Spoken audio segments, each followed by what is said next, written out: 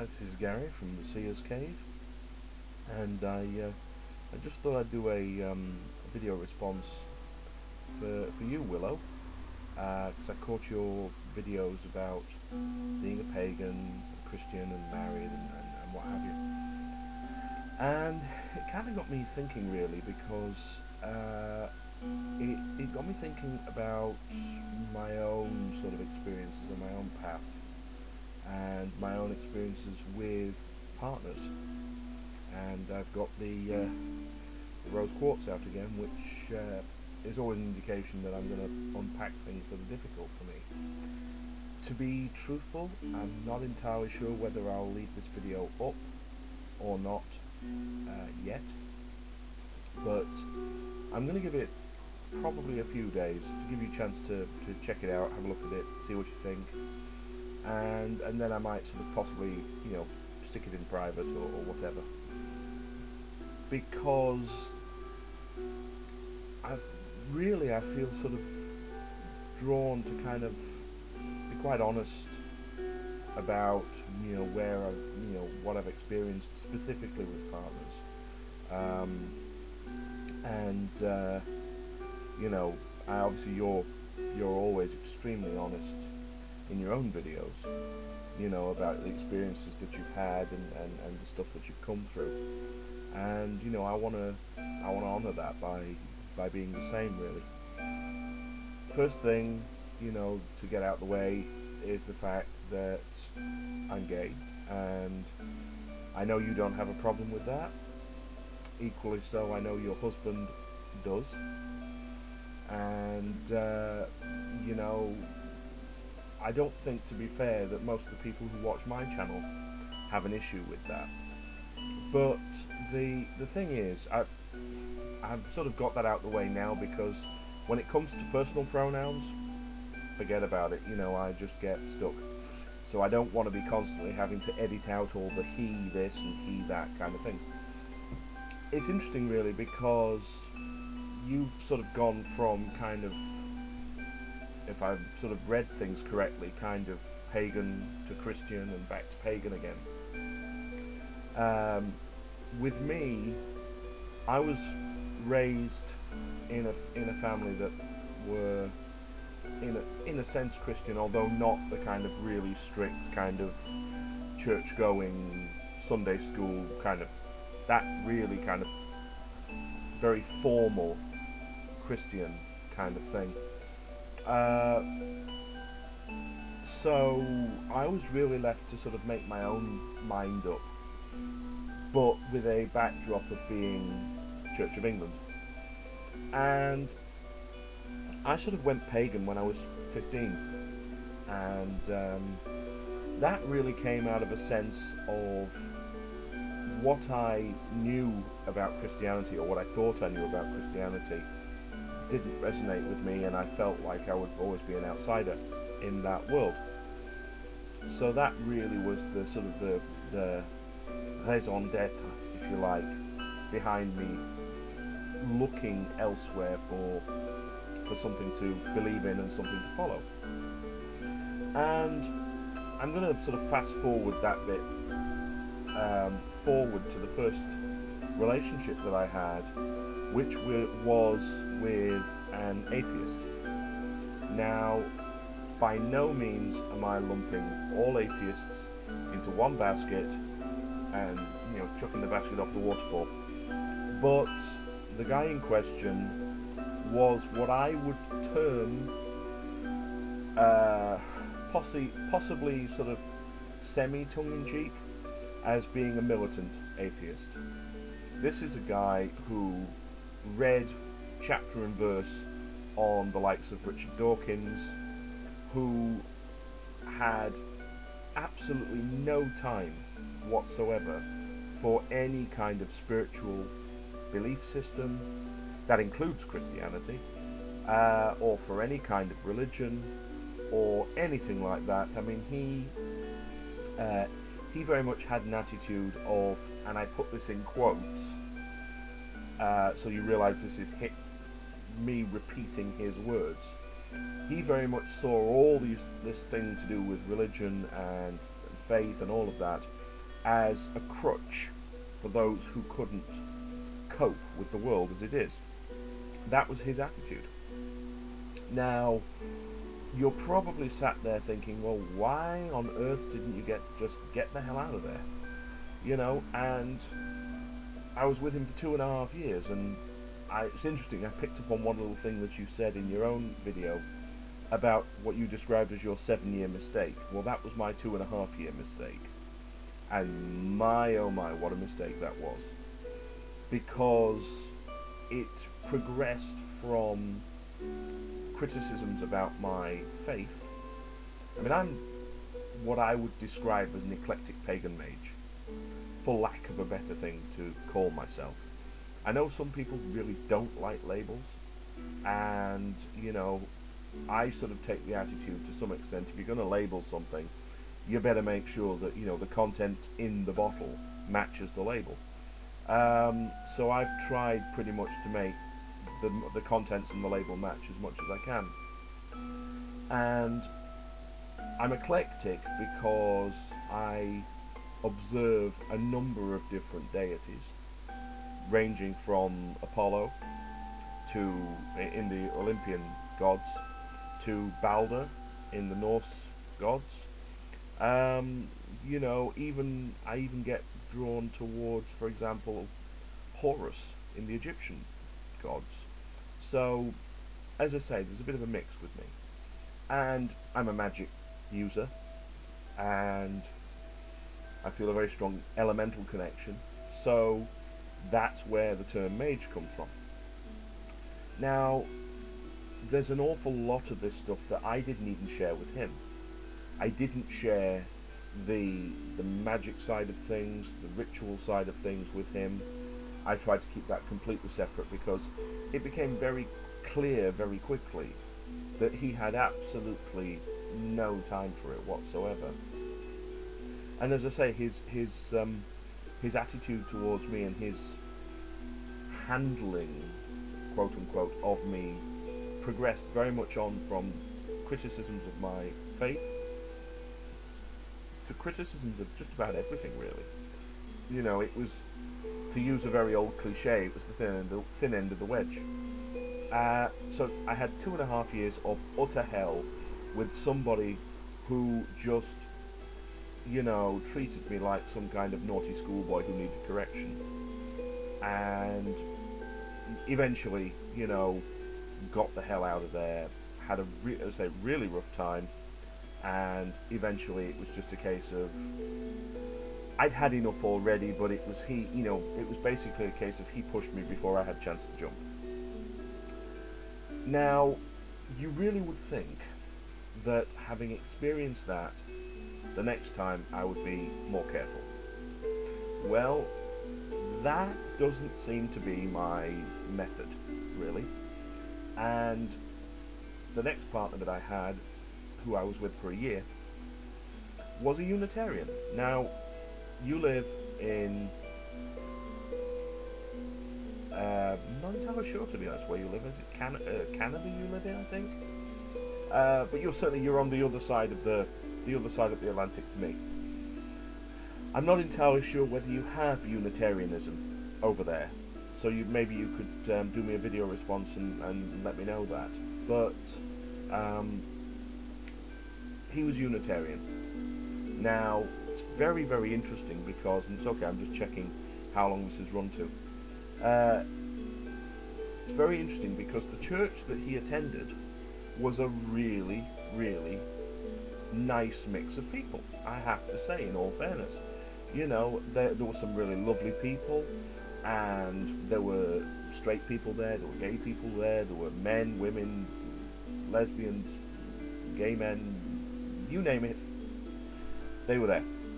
Really nice group of people, got on really well with each other, and I'm somebody, as I've said in one or two of my other videos, I have a really strong musical background, and I'm a trained singer. So I went along to church services with him, sang the hymns along with him, not a problem at all. To be honest, it was reminiscent of, you know, when I was a child. as I say, I went pagan, became pagan when I was 15, and round about the same time, started singing lessons. So and sang in 5 different choirs when I was at school. So it was natural to me to go into a church, a Christian church, and sing Christian hymns. That was absolutely, that was just normal. I had no issue with that whatsoever. I went along, I joined in. They had a coffee morning on one occasion, and people brought cakes that they'd baked and soup that they'd made and what have you, and I joined in. And to be honest, all seemed to be going swimmingly well. But the sticking point for relationship number 2 was basically we decided to go for a weekend away, and we went to Amsterdam in Holland, and we flew, and it was the first time I've ever flown. So naturally, I was pretty nervous. And you know what it's like, you're on a flight, you don't know how long it's going to take, you take something with you to read or to distract you or whatever it is. And I took a really small, itty-bitty deck of tarot cards. I've actually got them here, to be honest, although it would take a little while to get to them. And the deck that I took was the 1JJ Swiss deck, which, as I'm sure you know, is a very old deck. The pictures on it they look like playing cards, for the most part. There's no funny symbols on them, there's no, people holding whatever, there's no people being hung upside down or anything like that. It's a pretty innocuous sort of deck, really. Actually, there is one person being hung upside down in that deck, but 1 card out of 78. I mean, and I sort of, that's what I was doing and by no means for the whole time on the flight. Flicking through this deck, because I'd only just got them. Well, that set him off, and he was not happy about that, and he made it very clear to me that he was not happy about that, and how it looked a bit, strange to people. And to be honest, things kind of just sort of deteriorated. And it got to a stage at the end, where he basically just turned around and said, you're weird and you're embarrassing and all the rest of it, and a whole bunch of other stuff that I'll not go into. And I thought, oh, well, that's great, so that was end of relationship number 2. And then, it's like to say, 3rd time's the charm. Number 3 was once again to another Christian. In this case, we're talking about somebody who was sort of lapsed in a way, sort of not by any stretch of the imagination a sort of regular church-going Christian. He was somebody who said to me he had very spiritual beliefs, actually. In so much that, yes, he believed in Christ, and he read the Bible, and he had a rosary, and although he didn't identify as Catholic, and I'm not saying you have to be Catholic to have a rosary, but it's kind of one of those things you tend to associate, I suppose, with the, the saying of the Hail Marys and what have you. And we got on absolutely fine for a very, very long time. And he didn't get particularly freaked out by my pagan beliefs, or by my tarot reading, or rune reading, or anything like that. He seemed completely okay with that, to be honest. And it's interesting because whilst I was with him, I had a couple of very, very interesting spiritual experiences. 2 in particular that even now spring to mind. One of them, and I just relate these quickly to you, one of them was during a dream. And I had a dream which was, it's very hard to relate a lot of the detail of, but basically I was in space, and I was in this sort of, almost like a television version of space, and it's all sort of pitch black around me, and yet you can see everything. If you understand what I mean, it's kind of a TV version of space. Rather than everything being dark and you not being able to see this far in front of your face, it was kind of space but lit. And I honestly believe that I saw Jesus. I honestly believe that I saw him, and that I spoke to him. And more to the point, that some part of me wanted to go with him, and he actually stopped me and said, no, it's not your time yet. So that was one of the experiences I had, which was very, very interesting. And the other one was whilst I was on a train. And it was actually while I was on a train and I was going over to see partner number 3, very early on in the relationship. And I'm quite used to the gods imprinting things on my higher mind if they want to tell me something. That may sound a little weird to some people, but I'm used to that happening. And in this particular instance, yes, it happened again. And I had this big, booming, echoey voice in my head telling me to look after this person, which is what I tried to do. And, I sent my own thoughts up to say, yes, that's what I'm going to do. So I had a couple of interesting experiences whilst I was with him. But here's the rub for me. All the way through, and we were together 2 years, all the way through, I tried to make sure that my beliefs didn't freak him out. As you said, don't use your faith, don't use your beliefs to hurt other people. Anybody who knows me, and I'm sure anybody who watches my videos, will realise that, frankly, I wouldn't hurt a fly. It's not in my nature, it's not in my makeup to do that. But towards the end, there were some really, really unpleasant things happened. And one of which was that, and it's kind of interesting, I'm just going to back that up slightly, because I'd always said to him, look, you have your faith, you're strong in your faith, because he'd always said, I have my faith and I don't need a church, I don't need to attend a church. But towards the end, he was sort of saying to me, well, I kind of miss that. I miss being able to go and join in with the congregation and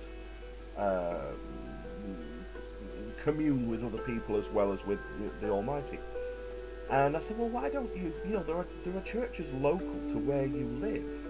Why don't you go along, speak to the vicar, the priest, or what, from whatever church it happens to be, and actually, try to reconnect in that sort of way. And for a long time he sort of said, oh, no, I don't need to do that. And then suddenly, this particular period of time, he decided, yeah, you know what, I'll actually do that. And he did. And he went along to a local church, and he said, yeah, I've had an absolutely fantastic time, I've had a good chat with the vicar, and we're getting on really, really well, and everything's really great. And I might actually go to midnight mass at this church. And I was like, yeah, that's fantastic. I wish I could do that for my own faith. But being a pagan, and being a pagan who follows pagan gods, who follows the gods of the old path, if you like, I can't really do that. I mean, short of trying to go to Stonehenge or something, I'm really sort of stuck. Or flying, I suppose, flying over to Greece and going to the Acropolis or wherever. So, that was fantastic, and I was really pleased that he'd done that. But then my dad took ill, and I had to spend time at home supporting and helping my mum, and trying to really sort things out so that, you know, we could get my dad well again and what have you. And I'm not going to unpack too much of my business in that department.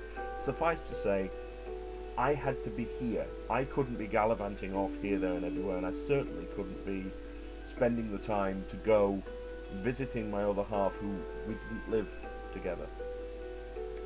And he just absolutely threw the baby out with the bathwater at me for not spending time with him. And, you know, it all just sort of disintegrated, really. And it was all from that point at which he had, in a sense, reconnected with the orthodoxy of his faith. Now, I'm not saying that that was the catalyst that really set the rot in, but I don't honestly feel like it helped.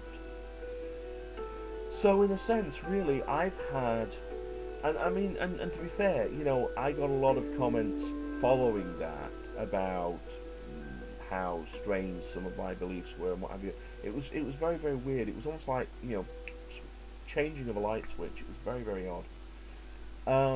So I've had a lot of really unpleasant experiences, not in a physical sense necessarily, certainly not, but in a very kind of mentally disapproving kind of way from partners who didn't share my faith, who either had their own faith or who were very proud of the fact that they had none whatsoever, just really criticizing and pouring scorn and trying to knock me at every turn. And one thing that comes out of all of this, because I don't want this to be a really melancholy and depressing and kind of morbid video. I mean, it's been that already for 20 minutes. What I want to get across out of all of this is that old phrase, "to thine own self be true," from now on, certainly in the way that I am going to interact with people and have been interacting with people, and I would strongly urge anybody to take a fair degree of this for themselves.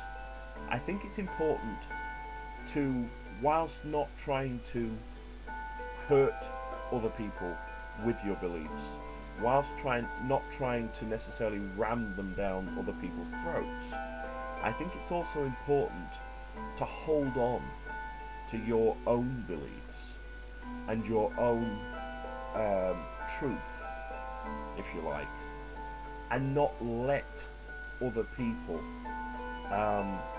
interfere with that, not let other people tell you that you're wrong for doing that.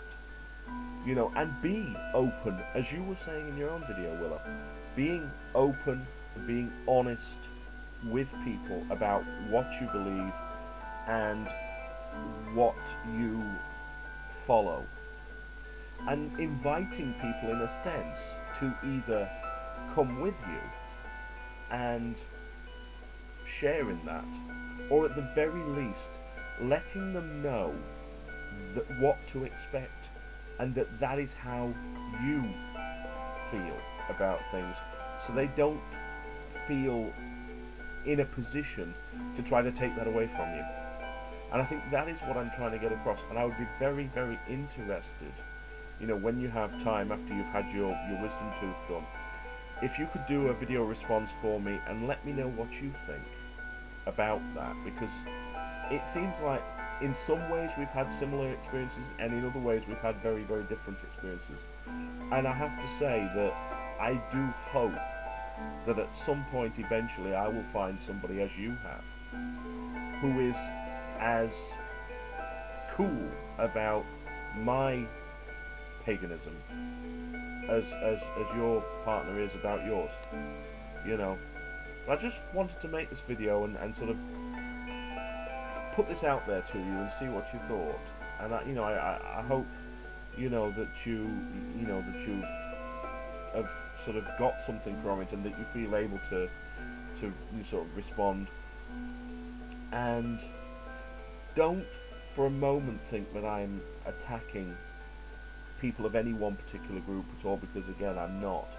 I just wanted to relate my own experiences. So, anyway, that's enough for now, I think, from me. Have a wonderful day. I hope that the wisdom, which I believe, I mean, we're coming up Sunday, so I think the dental work you were having done will have been done by now. I hope you're recovering well, and that you're not in too much pain with it, because obviously teeth at the back can be a bit of a problem. And I hope you're having a really great weekend, and I do sincerely look forward to hearing from you. If you feel like doing me a video response, and I want to wish you lots of love. I always enjoy watching your videos, and I love your honesty and your sincerity. Lots of love, lots of light, and tons of blessings to you. Have a great weekend, Willow.